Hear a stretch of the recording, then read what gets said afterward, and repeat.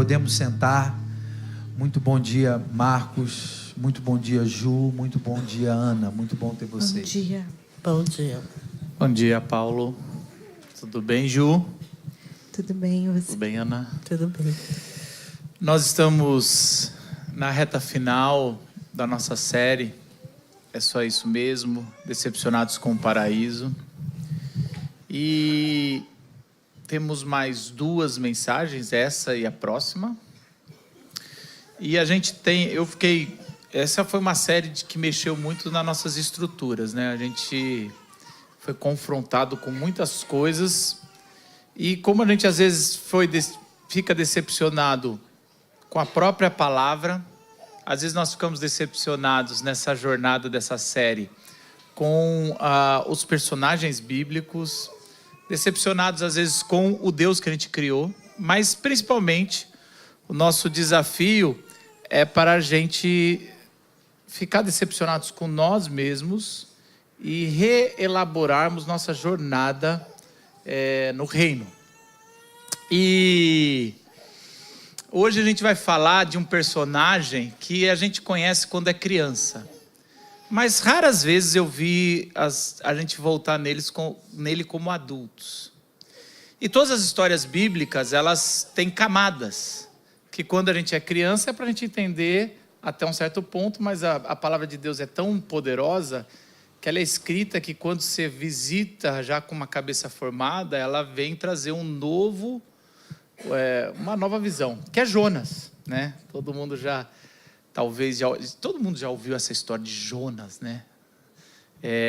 E todo mundo já viu aquele tipo de personagem, ou na vida real, ou em filme, que você vê aquela pessoa que quando está sendo julgada, quando a pessoa está ali precisando, ela chora, ela implora por misericórdia, e quando ela recebe, e ela depois se vê no poder, ela age de forma implacável, aquela pessoa que, quando está precisando, pede por misericórdia, mas quando precisa dar misericórdia, aponta o dedo. E esse é Jonas. E, na verdade, a história de Jonas é uma história de Israel. É um resumo de Israel. O Israel do Antigo Testamento que adorava uma guerra. Estou falando do Antigo Testamento, tá? E que, na verdade, Deus está falando, vocês nunca entenderam qual é o papel de vocês? Vocês nunca entenderam o que vocês deveriam fazer?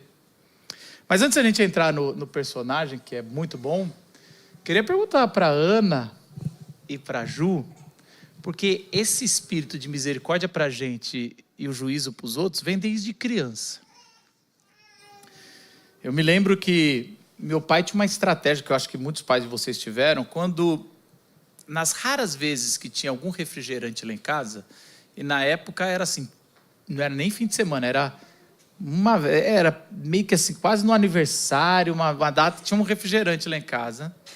Aí o meu pai falava assim, vocês dividem, vocês que colocam no copo. E qual que era? Nós somos em 3 lá em casa, qual que era a regra? O que colocava nos copos não era o último a pegar o copo. Então eu lembro de ver assim, meu irmão fazendo assim, olhando assim, para ver se estava, e eu ia lá pelo 1 milímetro, esse aqui é o meu. E aí a minha irmã, e quem pôs é o último a pegar. Então quem põe tem que tentar não deixar 1 milímetro para o irmão. E sempre foi isso, que eu sou o mais novo, e eu sempre ficava assim, indignado, por que o meu irmão tem privilégio, ele é 4 anos mais velho que eu, por que ele pode isso e eu não posso? E aí meu pai tentava explicar, porque ele é 4 anos mais velho, quando você tiver 4 anos, daqui a 4 anos você vai poder ter, não dava conta, de 4 anos é uma eternidade para uma criança, e eu ficava muito indignado. Ana, você tem alguma história de infância que você se pegou indignado ao ver o seu irmão ou irmã recebendo perdão, ou algum privilégio dos seus pais que você não aceitou? Tem sim. Sempre tem, né? Eu sou a irmã mais velha, meu irmão é 6 anos mais novo que eu. Então, quando eu era adolescente, ele ainda era criança, né? E aí, na minha época de adolescente, eu sou milênios, né? Então, os milênios vai não sei, né? Você vai se identificar. A moda naquela época, pelo menos na minha escola, era calça de cintura baixa, né?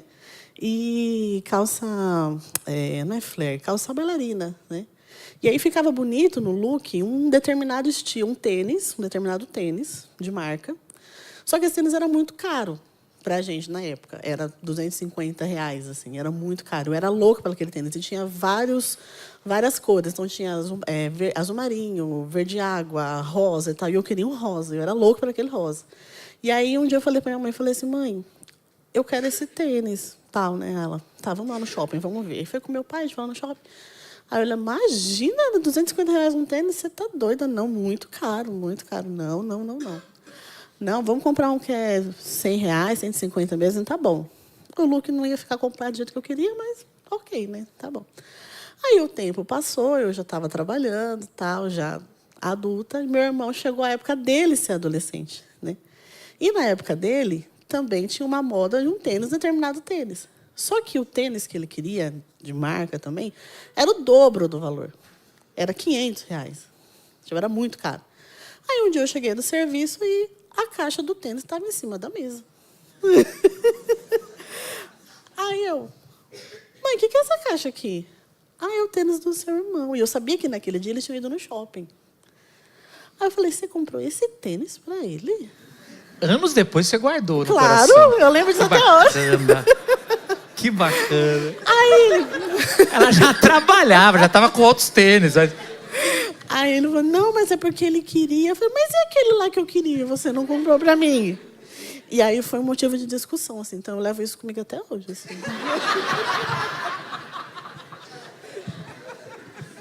Hoje você chega, dá um presente. Oi, pai, olha o presente de aniversário pra você, um tênis que você nunca me deu. Mas eu te dou. Eu também sou a caçula de três filhos. E na minha casa rolava uma coisa que hoje em dia é bem controverso, né? Que rolava uma palmada de vez em quando, castigo, essas coisas. E nós éramos 3 e a gente aprontava bastante.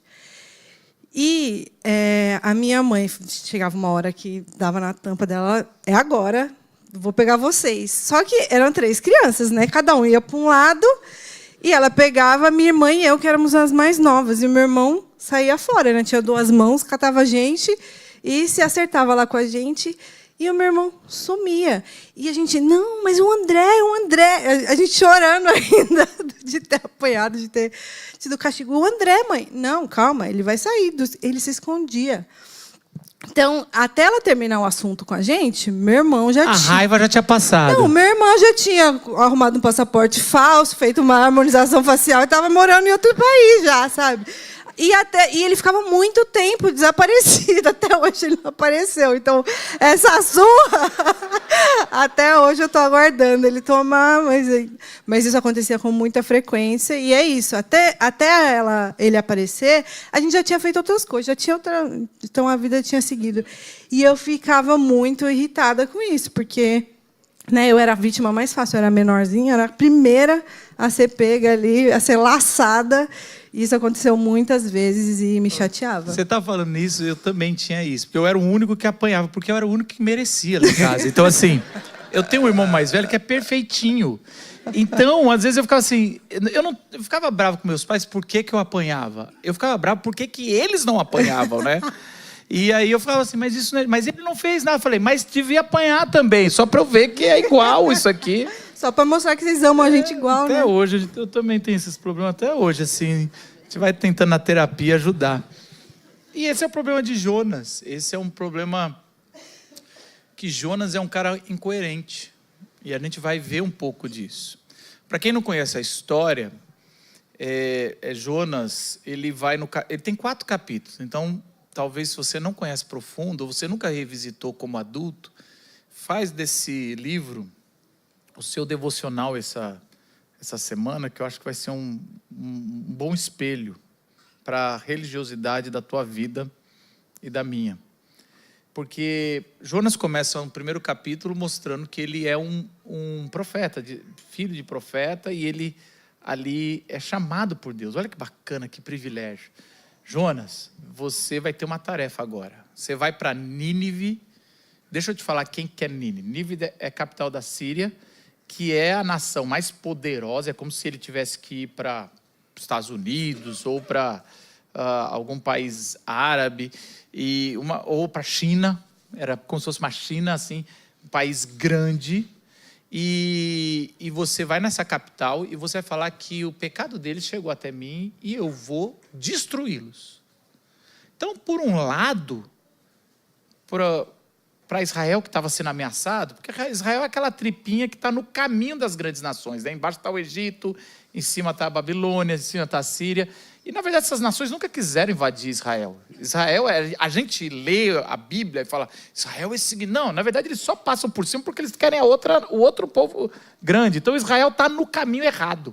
Ele sempre é a pedra do caminho porque ele pegou um lugar fértil, que é a terra prometida. Então, quando ele recebe isso, teoricamente, era para ele estar feliz. Deus vai agir com juízo contra os meus inimigos. E eu tenho que ir lá. Só que na hora que ele se arruma e sai, ele sai para o lado errado. Ele foge. Ele pega um barco e vai para o lugar mais longe que tem. Ele quer se esconder de Deus. E olha que interessante. E para a gente que tem a nossa teologia formadinha, a gente fala, ninguém se esconde de Deus. Mas não é assim. Vocês têm que entender que quando o Jonas pega um barco para ir para Tarsis, porque era um lugar que era quase como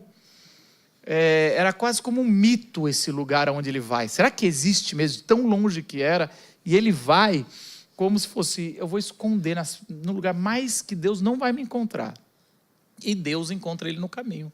Manda uma tempestade. Existe uma ironia que um dia a gente pode conversar. Muito, só do capítulo 1 daria para pregar à vontade aqui, mas hoje não é dia. Onde todo mundo do barco, que é tudo de outras religiões, pagão, eles reconhecem Deus facilmente. Isso aqui é juízo de Deus, isso aqui não é chuva normal. E o único que não reconhece Deus é o profeta. E o profeta dorme. Então você vai ver, presta atenção, eu vou dar uma dica aqui, quem vai estudar, quem vai ler o livro essa semana. O capítulo 1 é um espelho do capítulo 3.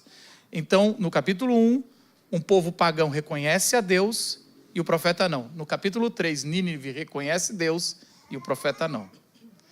E aí eles jogam ele no mar. Mas não é no mar. A gente tem que entender o que o mar representa na Bíblia. Quando a gente começa a ler a Bíblia, Gênesis 1, versículo 2, fala que a terra era sem forma e vazia e o Espírito do Senhor pairava sobre a face do abismo. Ou seja, ele é jogado no abismo. Se ele queria um lugar onde provavelmente Deus não estava, era no abismo. Então, jogue ele no abismo. E ele é jogado no mar como uma forma de, agora você vai realmente entrar no lugar que é o lugar mais longe de Deus que pode. E na Bíblia vai chamar de Sheol, que é o lugar dos mortos. Tá? E isso vai se desenvolver. E aí lá uma grande besta. E por que na Bíblia fala peixe? Cozinha da mensagem amanhã. Então, gostou desse gancho aqui? A gente conversa muito sobre isso. E aí, ele é engolido. E a gente entra no capítulo 2. Capítulo 2 é uma poesia musical, sabe? Se você não gosta de musical, você não vai gostar muito da Bíblia. Porque está na emoção, a besta come, gente, o que aconteceu? Canção. Antes de voltar.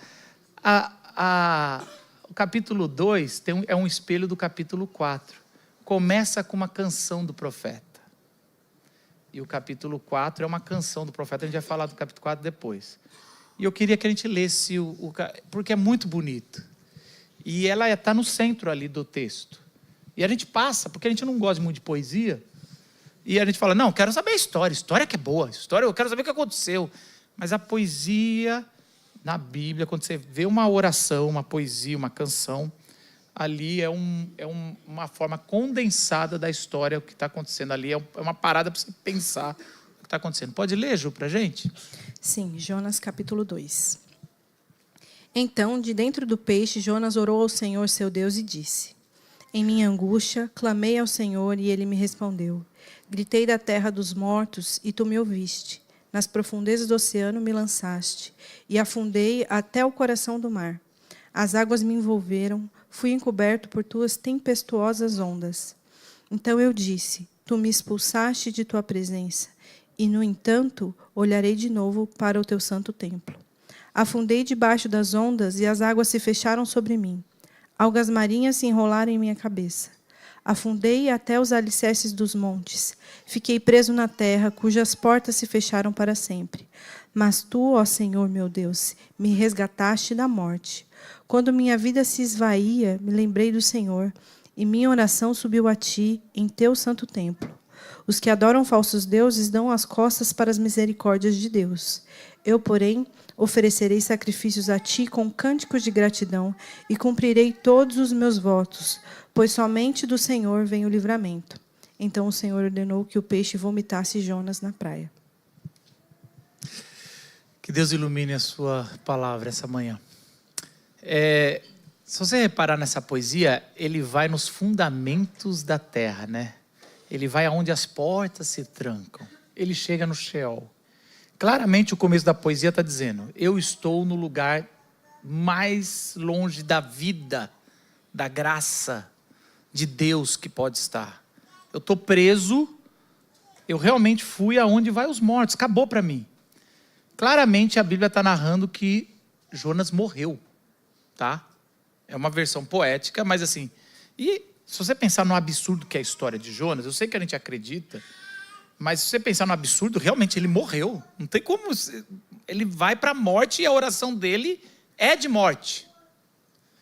Só que lá na morte, na profundeza do abismo, ele lembra do templo. Tem duas coisinhas importantes você entender aqui. O reino de Israel já tinha se dividido entre norte e sul. Quem ficou com o templo era o reino do sul. O reino do norte não tem mais templo. Jonas é um profeta do reino do norte.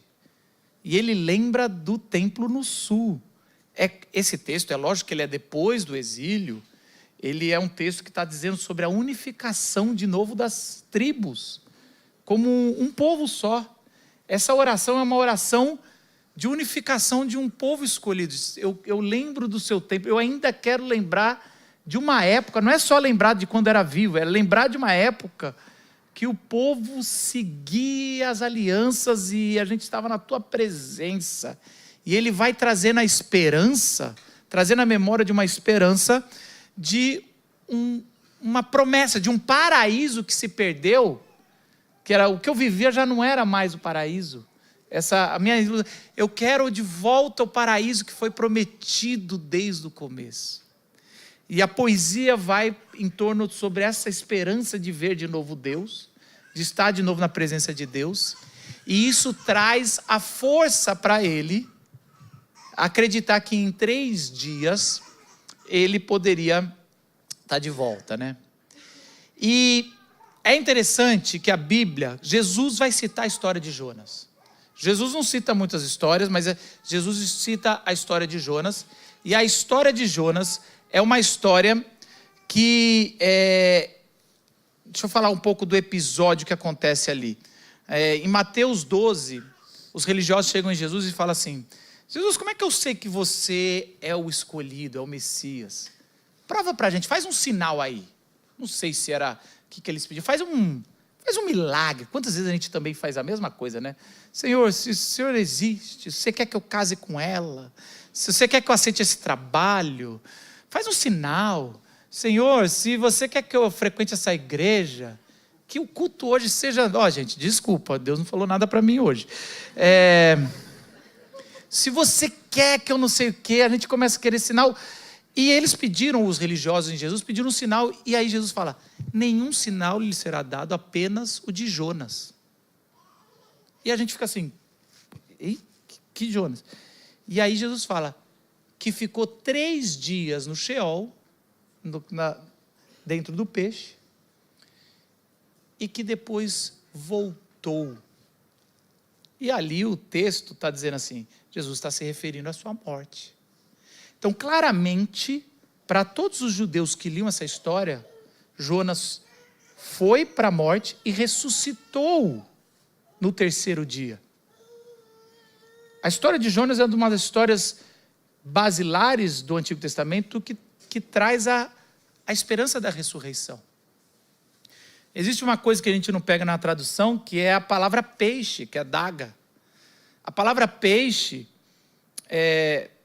ela no final do capítulo 1, ela está a palavra daga, mas começa o capítulo 2 com dagá. Ou seja, o autor decidiu mudar o sexo do peixe na história. E a gente não pega muito isso. É como se fosse um peixe engoliu e uma peixa vomitou. E os estudiosos, a gente não entende tanto de hebraico, a gente vai ler quem entende. Eles colocam que isso é uma referência aqui. O primeiro capítulo está se referindo à morte. A um monstro que está engolindo o profeta. O segundo capítulo é uma peixa que vai gerar a vida ao vomitar. É quase como é um capítulo de uma oração de vida, onde vai dar uma segunda chance. E aí, o que é mais interessante, que o profeta é vomitado, eu como li essa história desde criança, eu fico imaginando, a gente tem essa coisa da praia, aliás, seria um bom episódio para o autor de The Chosen fazer para a gente, né? Ia ser bacana, assim, uma sériezinha assim, ele voltando e tudo, e aí a gente pensa que ele vomitou e falou, agora eu entendi, vamos para Nínive. Não, capítulo 3 começa, e Deus visita o profeta e chama de novo. Ou seja, Jonas vai para casa, fala, vou viver minha vida. Aí Deus vai lá e fala, vamos de novo, gente? E agora ele vai. Ele vai e ele prega o juízo. E a pregação mais vagabunda que a gente tem na Bíblia é a de Jonas, capítulo 3. Eu fico assim até chateado, porque às vezes eu me dedico algumas horas para preparar uma pregação, tudo.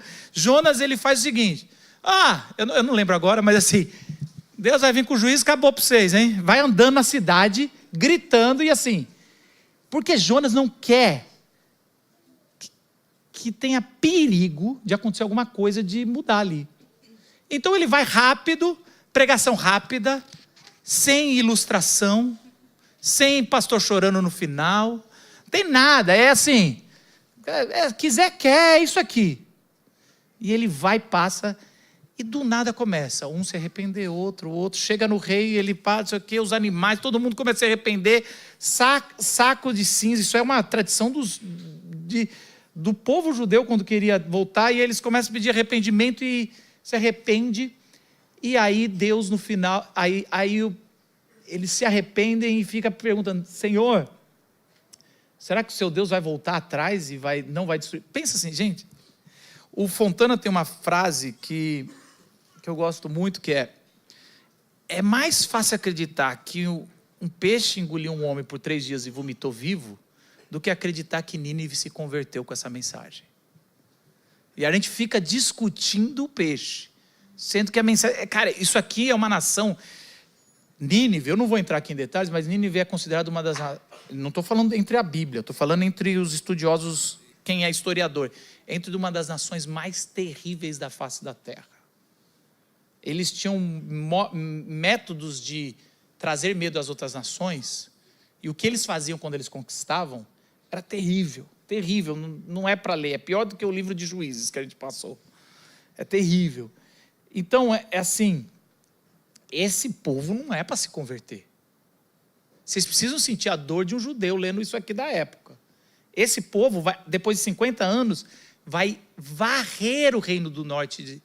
Não é que vai levar para exílio, vai destruir todo mundo. Isso é um povo maligno, demoníaco. E do nada eles se convertem. Não sei se essa é a palavra legal, mas eles se arrependem. E Jonas revela por que ele fugiu no primeiro capítulo. Jonas começa com uma oração, igual é a oração que a gente leu, só que essa oração agora é, primeira oração, Senhor, tenha misericórdia de mim que estou perdido, traga de novo a vida, me deixa eu ver o templo. Agora a oração de Jonas é assim, eu sabia que o Senhor é um Deus de misericórdia, e foi por isso que eu fugi. Gente, a oração é bonita. E mostra que a nossa oração, a gente quer ter uma boa teologia, mas a boa teologia não revela se o coração é bom ou não. Presta atenção que isso aqui é chave para você entender Jonas.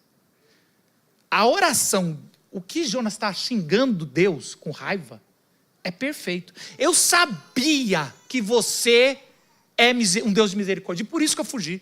Porque eu sabia que seu coração é mole. A hora que você visse um povo igual a esse pedindo misericórdia, você ia... Que coisa doida. Eu fico assim, que oração bonita teologicamente, mas que coração terrível. Cuidado. Igrejas históricas como a nossa costumam ter orações iguais de Jonas, perfeitas teologicamente, terríveis de coração. Somos igual a Jonas. Nosso coração quer a graça para nós e o juízo para os outros. E quem experimenta e graça e misericórdia não é uma opção, é uma dádiva, é um dom. E uma vez recebida, tem que ser vivida. Somos vomitados da boca da morte, quase que diariamente, livrados por Deus, dos nossos vícios, dos nossos pecados, do nosso egoísmo. Quantas vezes somos livrados, misericórdia, pedimos perdão, Senhor, como somos pecadores, mas quando aquele que nós não gostamos faz alguma coisa, nós, Senhor, quando é que vai vir o juízo? Quando é que o Senhor vai pesar a mão? Eu queria abrir a pergunta para vocês, se vocês... você já se irritou ao ver Deus ser misericordioso com alguém que você julga não merecer? Ana. Já. Eu trabalhava numa empresa, eu trabalhei nessa empresa por 9 anos. E tinha uma pessoa, uma moça que sentava do meu lado, e ela estava nessa empresa praticamente no mesmo período que eu. E ela era evangélica também, é evangélica, só que, como é que eu posso dizer? Ela é evangélica do fogo, sabe? Do reteté, assim. Só que era seletivo. Ela era assim com quem ela queria, não era com todo mundo, né? E isso já me irritava um pouquinho. E aí ela começou a falar assim, eu já estava querendo sair dessa empresa, e aí eu comecei a estudar, comecei a fazer curso, eu fiz pós-graduação, e fazia curso, e mandava currículo, e nada acontecia. E para ela lá estava tudo bem, só que era uma empresa muito bem tóxica, né? E ela falou assim, não, o dia que eu vou determinar e Deus vai falar assim, e Deus vai me tirar daqui. E eu falo assim, mas não é assim que acontece, né? Não é desse jeito. Eu vou falar e vou determinar e Deus vai ter que me obedecer. Só que foi isso que aconteceu. Ela falou assim, não, quando eu quiser sair daqui, eu vou sair. E ela falou e saiu. E eu fiquei revoltada. Eu falei assim, Deus, e aí? E eu? E eu estudo, eu faço pós-graduação e faço curso e não sei o quê, e nada. E o senhor não está me vendo? O senhor não está... Caramba, eu vou para o banheiro chorar, desesperada, e o senhor não está me vendo? Né? Então, foi complicado. Essa minha revolta de Jonas. Você olhou para ela estava com tênis bonito, não estava? Tava. É brincadeira. Tava. Tô pegando, muito bom, adorei. Poxa, quando eu vi essa pergunta, eu falei, nossa, me pegou, porque eu sempre fui uma pessoa... Eu cresci na igreja e sempre tentando fazer tudo certinho, tirar 10 em tudo, sempre. E, assim, percebi muitos anos mais tarde que eu queria merecer a minha salvação. Que, no fundo, eu achava que eu não precisava. Ai, que bom que Jesus morreu por mim. Que bom para a humanidade, né? Porque ele morreu por todos os outros. Mas, assim, eu mesma eu não precisava muito. E eu sempre... Infelizmente, é verdade. Assim, eu nunca elaborei essa frase, né? Mas hoje eu vejo que era isso que estava rodando de fundo assim na minha cabeça, de que eu merecia, de que eu era boa o suficiente. E eu sempre me esforçava para ser boa e melhor. E aí eu lembro, assim, eu me sentia assim muitas vezes vendo pessoas abençoadas ao meu redor e coisas que eu queria não aconteciam. E uma das coisas, eu queria casar. E acho que tinha muito a ver com a minha cultura, assim, de que esse é o caminho natural. E esse é o jeito de ser uma mulher ser abençoada, né? Era o que estava na minha cabeça também como uma crença. E eu queria ter alguém, mas eu estava assim, tentando fazer tudo certo, sabe? De não zoar, de não ter relacionamentos como eu via pessoas ao meu redor tendo, mesmo dentro da igreja, e não chegava a isso. Eu ficava, e eu? E assim, as pessoas casando e dando tudo certo. Deus, e eu? E eu não admitia, mas eu sim estava com inveja primeiro e irritada que isso não, assim, eu merecia, porque eu estou fazendo tudo certo, né? E eu demorei isso, acho que foi uma das conversões que eu tive ao longo do tempo na minha vida, de entender. Eu lembro muito claramente o dia que eu entendi que nada do que eu fizesse me faria merecer a graça do Senhor, a misericórdia do Senhor, e que eu era uma pessoa muito que queria misericórdia para mim, porque os meus erros eu via muito pequenininho, não é nada. Agora, os dos outros, nossa, gravíssimo, né? Então, essa foi uma das minhas conversões, entender o quanto, assim, não importava o quanto eu fizesse, porque eu fazia sempre com esse coração de merecer, e não porque eu queria de verdade, não porque em adoração ao Senhor. Tudo que eu fazia não era em adoração ao Senhor, era em adoração a mim mesma. Então, eu lembro, essa foi um dos momentos, e isso é recente, assim, no máximo 15 anos atrás, assim, de conversão, de entender que nada do que eu fizesse me faria merecer a graça do Senhor. E acho que isso foi uma mudança muito grande na minha vida. E assim, anos mais tarde, conheci o Gustavo, né? Mas e ele é prova da graça de Deus. Só Deus sabe o quanto eu não merecia ele. Caramba, que declaração, cara. Você tomou essa de manhã? Caramba. Trazer minha esposa aqui para ver se sai uma dessas. Gente, o final de Jonas não é bom. É daqueles livros que acaba com uma pergunta, parece que foi abrupto. Capítulo 4 fala que Jonas sobe numa montanha, depois que Deus falou que perdoou, falando, não aceito, eu vou esperar os dias que eu falei que iria vir o juízo, para ver de camarote a destruição. Quase como eu ouvi as histórias da bola de fogo pegando Sodoma e Gomorra, eu quero ver também isso agora. Ele sobe lá em cima e acontece um negócio muito interessante de uma sombra de uma árvore vir sobre ele. Aí Deus mandar um sopro, né? E sopro no hebraico é espírito, que vem um vento quente e seca essa árvore. E aí ele pede a morte dele, assim como Elias. A gente está vendo os nossos heróis, por isso que a gente se decepciona. Todo mundo chega uma hora e fala, não quero mais, eu quero. Só que diferente de Elias, Jonas, ele quer morrer porque Deus é muito misericordioso. Isso não dá. E aí Deus fala assim, Jonas, essa árvore que eu sequei aqui, você não fez nada para ela crescer. Eu não teria misericórdia por essa cidade que não sabe a diferença entre o certo e o errado e seus animais. É muito interessante isso. Que Deus traz. Em 2010 eu fui para um congresso de Lausanne, terceiro, na África do Sul. Tim Keller, uma das pessoas que eu tenho mais de referência, ele prega sobre essa parte. Sobre, é a minha criação. Nunca esqueça disso. Eu sempre vou ter misericórdia sobre a minha criação. Eu estou num processo de reconciliação com a minha criação. Esse é um problema de nós presbiterianos sobre a eleição. Se você não entender a revelação da eleição, predestinação, como um ato de humilhação, no sentido de nós somos tão tranqueiras que ou Deus nos pega e nos escolhe, ou então é porque não haveria nenhum salvo. Se você entende salvação como exclusividade e orgulho, somos Jonas. Não, é só o teu povo que merece essa misericórdia. É só Israel, esse povo não merece. Eu estou aqui para ver o Senhor destruir. E a gente vai se achando especial. São os evangélicos, agora a gente escolhe quem vai ser os nossos governantes.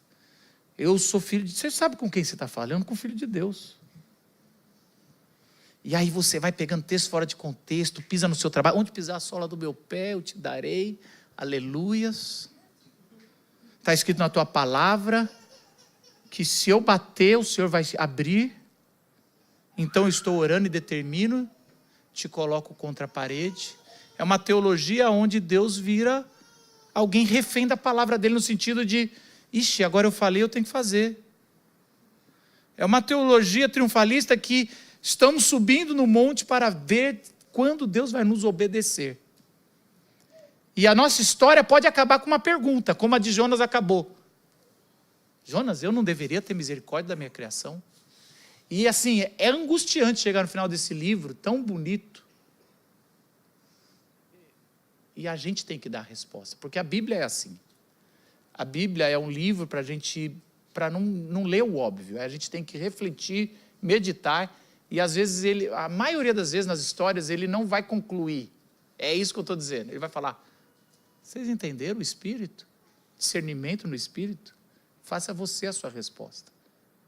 Assim como Atos dos Apóstolos não tem fim. Ele acaba com, complete o que é a grande comissão. Complete Atos. E é interessante que, quando os religiosos perguntam para Jesus, cadê o sinal? Jesus fala, nenhum sinal lhe será dado. Mateus 12, 39. Nenhum sinal lhe será dado, exceto o sinal do profeta Jonas. Eu sempre pensei que Jesus está sendo severo, falando, não vou dar sinal, só de raiva também não vou fazer. Eu já curei tanta gente, agora não vou curar ninguém. Eu estava pensando que Jesus estava na birra aqui. Jesus está com misericórdia. Jesus está falando, eu não vou dar mais nenhum sinal, o que eu vou dar é com a minha vida. E quando eu voltar da morte, se isso não for suficiente, quando o Sheol me vomitar, 3 dias depois, se isso não for suficiente, nada mais é. A história de Jonas é a história de alguém que viu a morte e a ressurreição e não conseguiu deixar o seu coração ser transformado. A história de Jonas é a história religiosa. E você tem que entender isso. Tem 2 formas de estar perdido e uma de estar encontrado. A de estar encontrado a gente prega todo domingo aqui. A forma de estar encontrado é a forma de estar em Jesus. Mas qual que é a forma de estar perdido? Popularmente a gente pensa, a forma de estar perdido é estar longe de Deus. Bebendo, fumando, transando. Com uma ideologia errada. Isso é uma forma de estar longe de Deus. Existe uma segunda forma de estar longe de Deus que a gente fala pouco aqui. Que é a de Jonas. É você estar no lugar certo. É o religioso. Você tem a teologia certa. Orou com uma teologia maravilhosa. O Senhor é um Deus de misericórdia. Eu sabia que o Senhor sempre age com misericórdia. É um cara que experimentou de ver a morte e a ressurreição. É alguém que está entre o povo escolhido. Está entre o povo de Deus. Está em missões. Jonas está em missões, ouviu a voz de Deus chamando, mas está tão longe de Deus, está tão longe de Deus que vai morrer perdido. Quando nós estamos, tem uma diferença entre 2 formas de estar perdido. Quando nós estamos perdidos de forma profana, geralmente a gente sabe que está perdido. Não sei se você encontrou já, esses dias eu encontrei um amigo meu que não está longe da igreja. E aí, Marcos, tudo bem? Eu falei, e aí, cara, você tá bem? Estou bem. E ele falou assim, Marcos, eu acho que ele sabe, como ele sabe que eu sou pastor, eu estou longe da igreja, mas eu vou voltar, um dia eu vou voltar. Eu falei, cara, não estou te cobrando nada. Mas eu acho que ele já sabe, ele fala assim, vou voltar, hein? Estou meio nas erradas, mas a gente vai. E eu fiquei assim, caramba, ele sabe que está errado. Agora o religioso que está no domingo, todo domingo na igreja, com uma boa teologia igual Jonas, vai morrer igual uma doença interna que vai decompor no teu corpo e você morre igual o filho mais velho da parábola do filho pródigo. Ele nem sequer, estou na tua casa, Senhor, como escravo e nunca me deste um bezerro, nunca me deste um animal para mim. Ele está dentro da religiosidade, mas não foi transformado. A oração dele é perfeita, mas o coração dele está longe. Jonas é melhor que a gente. Jonas não viu o Cristo. Jonas nunca leu a história do Cristo. Jonas não teve o Espírito Santo derramado com abundância. Nós passamos por isso. E às vezes nós estamos fazendo igual Jonas. Senhor, para eu perdoar o que o meu pai me fez, para eu perdoar o que minha mãe me fez, me dê um sinal. E Jesus está falando, nenhum sinal lhe será dado para fazer o que é certo, a não ser a minha morte e a ressurreição. E nós estamos pedindo sinais para Deus para fazer o que deveríamos estar vivendo. Senhor, me dá um sinal para ver se eu devo me entregar minha vida e viver o seu chamado. Nenhum sinal lhe será dado, a não ser a morte e a ressurreição. Assuma o seu chamado. Assuma o seu chamado que você deixou lá no passado. Senhor, me dá um sinal aqui para ver se eu devo fazer o certo aqui. Eu estou no emprego, eles estão me pressionando, eu tenho família para cuidar. Será que eu devo fazer o certo? Nenhum sinal lhe será dado. Minha amiga, meu amigo, o sinal que importa foi a morte de Jesus. E quando ele estava na boca do grande peixe, do Sheol, da morte, ao invés de fazer igual Jonas, orar por juízo pelos outros e misericórdia para si mesmo, ele fala, Pai, perdoa-os, quem está me torturando e me xingando. Eles não sabem o que fazem. A hora que ele ia ser jogado no grande abismo, e o Sheol iria engoli-lo, a morte, ele ora por perdão. Ele é a antítese, ele é o oposto de Jonas. Ele vai para o ventre por amor a Nínive, por amor a mim e a você. E no terceiro dia ele volta. E ele não volta dizendo, olha o que vocês fizeram comigo, miseráveis. Ele não volta apontando o dedo. Ele volta redimindo os seus. Ele volta com misericórdia com Tomé. Tomé, você estava com dúvida? Eu voltei aqui. Ó. Você queria que eu aparecesse? Estou aqui. Nem precisava dar mais sinal. Mas mesmo assim, Deus com a sua misericórdia, às vezes dá uns sinais. Você já recebeu algumas coisas? Deus não precisava, Ele não precisava, mesmo assim, com o nosso coração duro. Os nossos que somos os eleitos. Ele fala, você é eleito porque você sozinho iria pular de cabeça no inferno.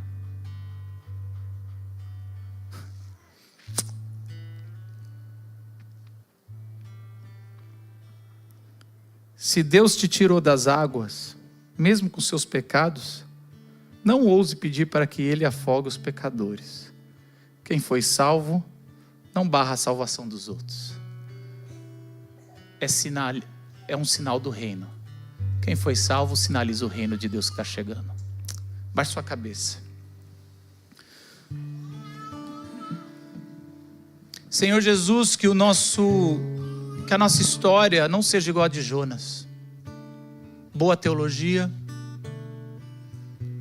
Temos uma história de chamado. Uma história de superação. Uma oração linda para contar. Um ministério para exercer. E um coração longe do teu amor, de amar o próximo, da misericórdia, Senhor. Nós queremos que o nosso coração seja transformado, Senhor, e pedimos, tenha misericórdia da gente, mas principalmente, tenha misericórdia da gente quando não estamos mal, quando estamos achando que estamos bem, Senhor. Transforma o nosso coração, Senhor, para que sejamos verdadeiramente o teu povo escolhido. Amém.